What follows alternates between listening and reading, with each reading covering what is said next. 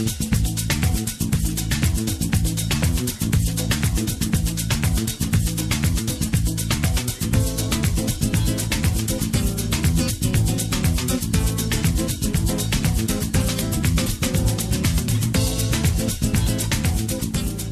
right to exercise control over one's own sexuality and reproduction is a fundamental for all people. Sexual and reproductive health extends to the equal opportunities, rights, and conditions of all people to have a safer and satisfying sexual life, and to be able to decide over their own bodies without coercion, violence, and discrimination. Despite considerable efforts over the past 20 years, maternal mortality in the world is still very high, particularly in sub-Saharan Africa and South Asia. Unequal power relations between men and women makes it difficult for women and girls to decide over their own bodies and negotiate safer sex. The Female Health Company was one of the first to support FP 2020, a global partnership that supports the rights of women and girls to decide freely and for themselves whether, when, and how many children they want to have. We have since 2012 continued to fulfill our commitment by investing millions of dollars into training, support, and discounts to some of the world's poorest countries hardest hit by lack of access to contraceptive options. In this episode, we will learn about STIs, some of the socio-economic factors that contribute to the spread of HIV, STIs, and unplanned pregnancies, and the importance of always thinking about the bigger picture of sexual reproductive health when talking about the FC2. Maya Gokul is the training manager for Africa for the Female Health Company. Maya speaks about sexual reproductive health and rights, contraceptive choice, sexual debut, and introduces us to the topic of STIs. Women and men of all sexual orientation and gender identity can have satisfying, safe sex. This is a very important part of sexual and reproductive health. Across the world, women and men are in dire need of safe, reliable contraceptive methods of their own choice. Contraceptive choice gives women and men the power to decide if, when, and how they want to reproduce. It's absolutely important to reach men and women before they become sexually active because of the risk of unintended pregnancies, sexually transmitted infections, including HIV. So in any given country, men and women who are sexually active need information and empowerment on STIs and HIV through posters and pamphlets, booklets, television, radio, so that they can make healthy choices to protect themselves from STIs and HIV. Out of any given sexually active population, a percentage may have asymptomatic STIs. So symptomatic STIs are STIs that show signs and symptoms. For example, in men, a penile discharge or burning and passing urine is a common one. In women, it could be excessive discharge that is causing pain in the lower abdomen. Also, the discharge may have an odor. It may change in color and in consistency. On the other hand, certain STIs that are more common in women do not show signs and symptoms.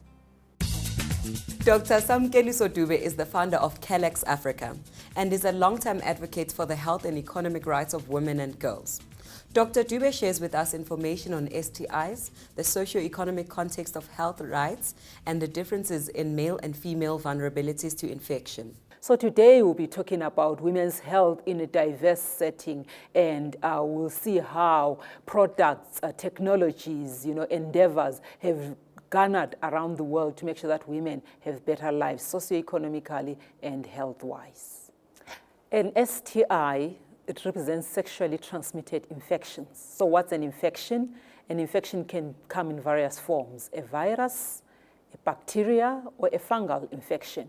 And it needs to be sexually transmitted for it to be called an STI.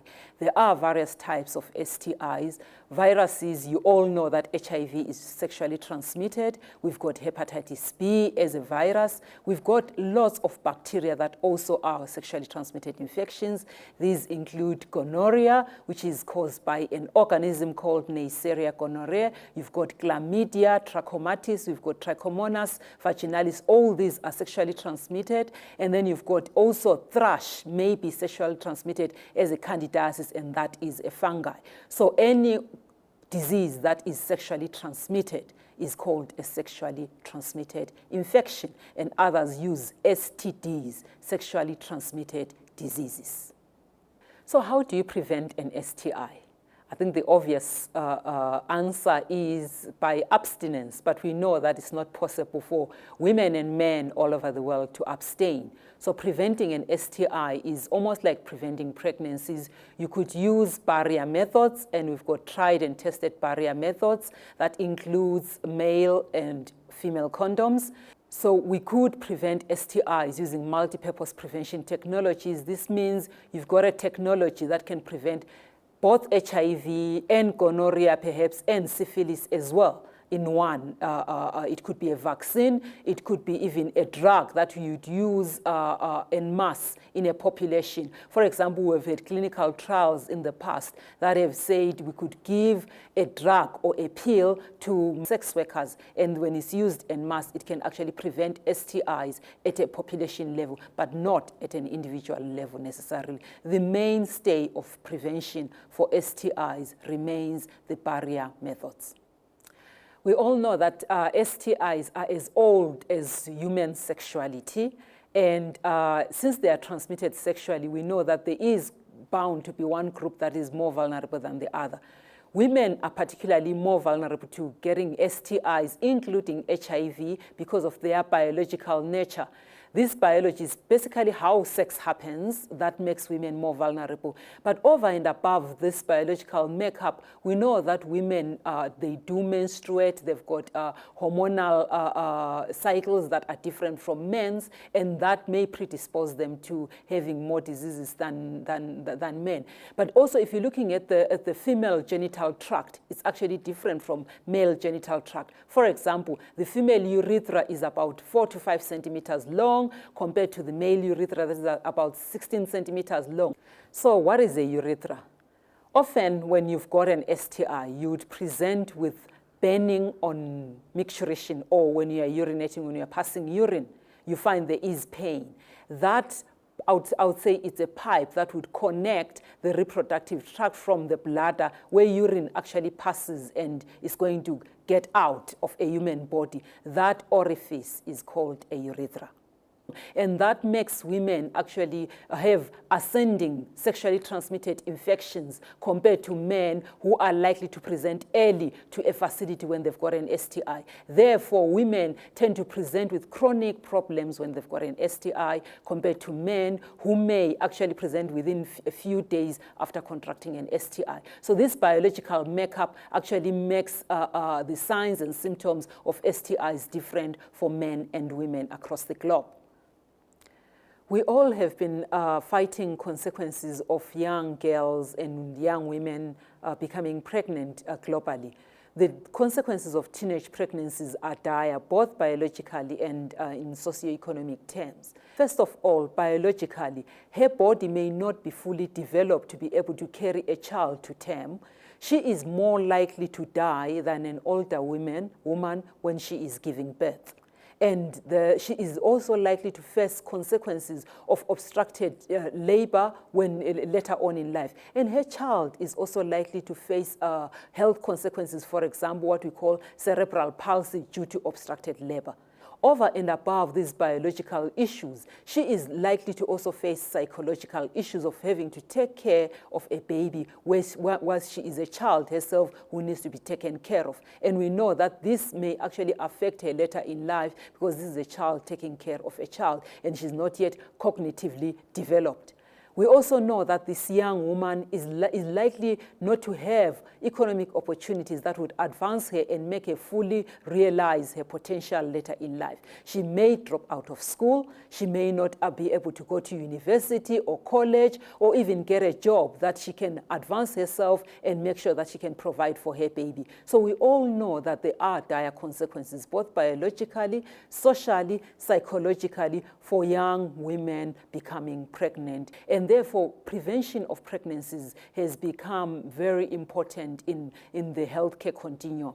how do you prevent pregnancies? We all know that the first thing, obviously, people would say you should abstain. And we all know that because of many variables, people may not be able to abstain. So what else should we be doing to make sure that we prevent unwanted pregnancies?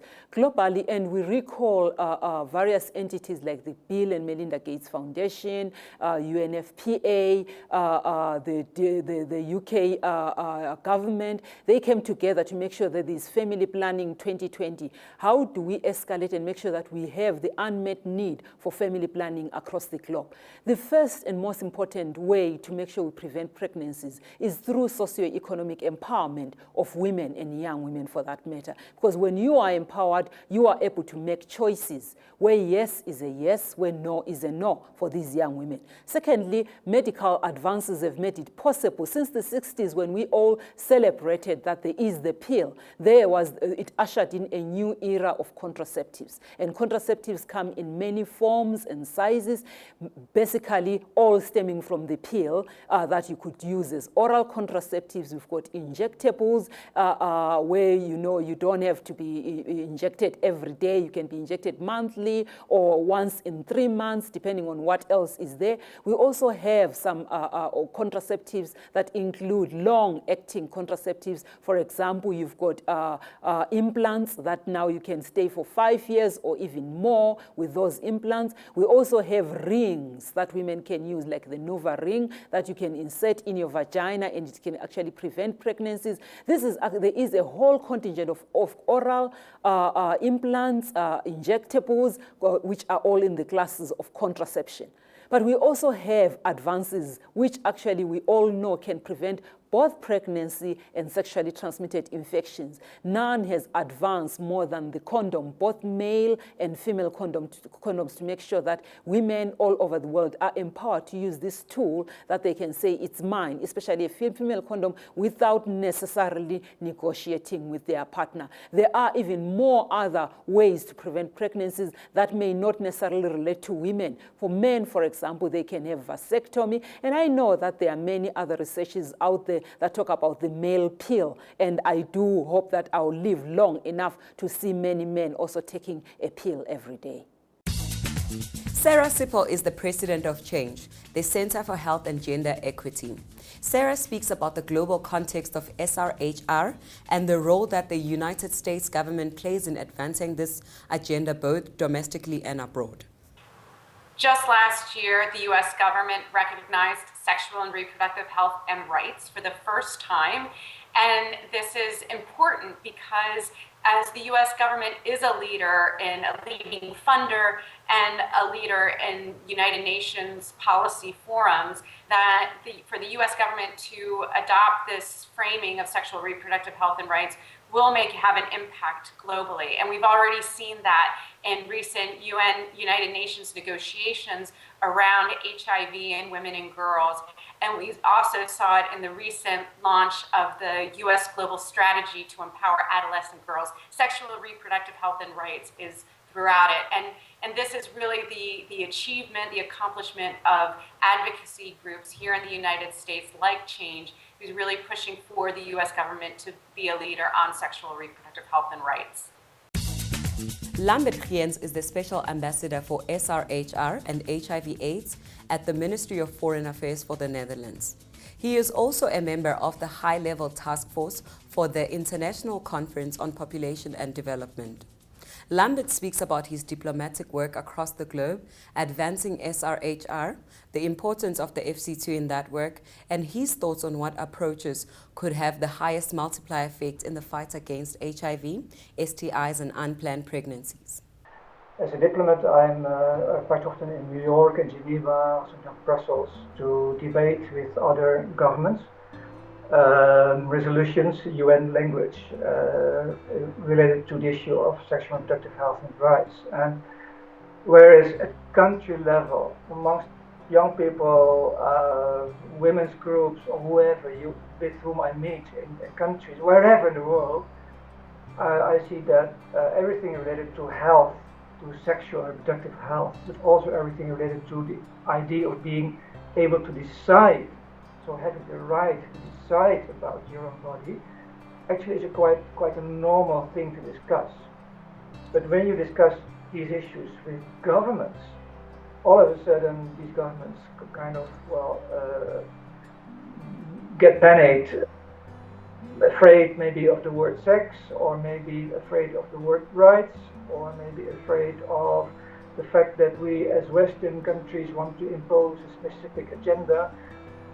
It's not true. What we want to do is really listen to the people in the world, and these people, they say, we want to be able to take informed decisions about maybe the most important parts of our life. We invest in HIV prevention as part of a greater effort on sexual and reproductive health and rights.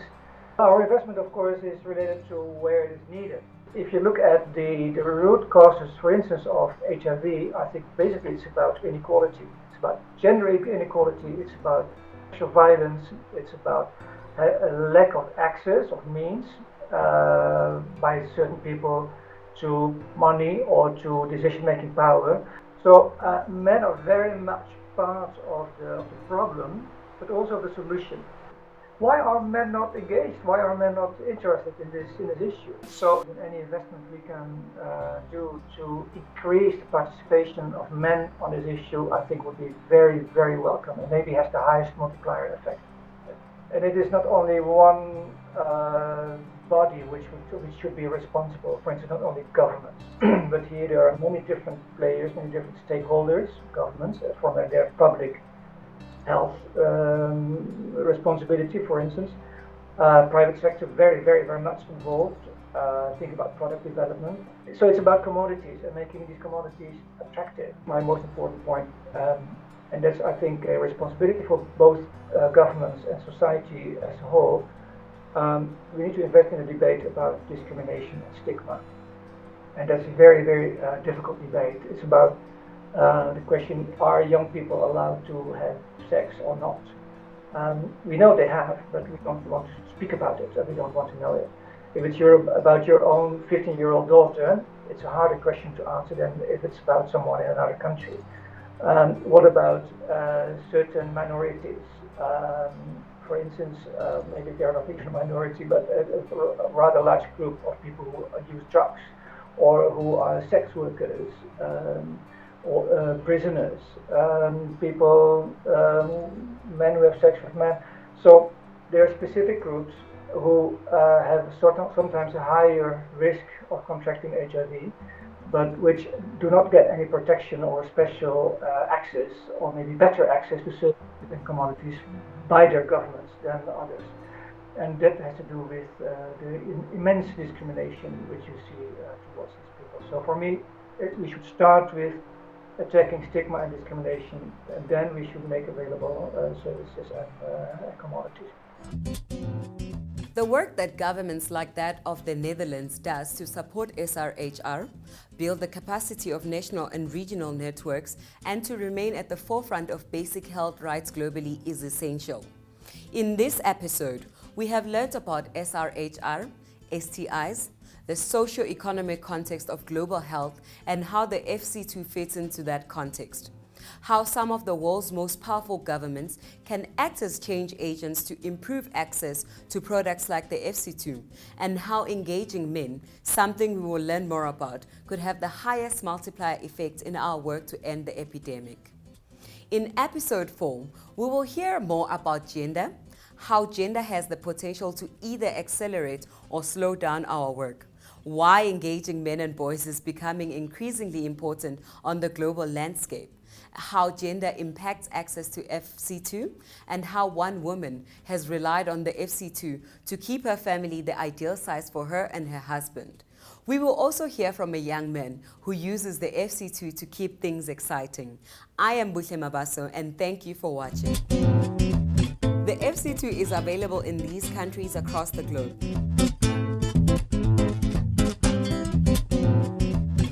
For more information and to learn more about how we can support you, visit fc2femalecondom.com.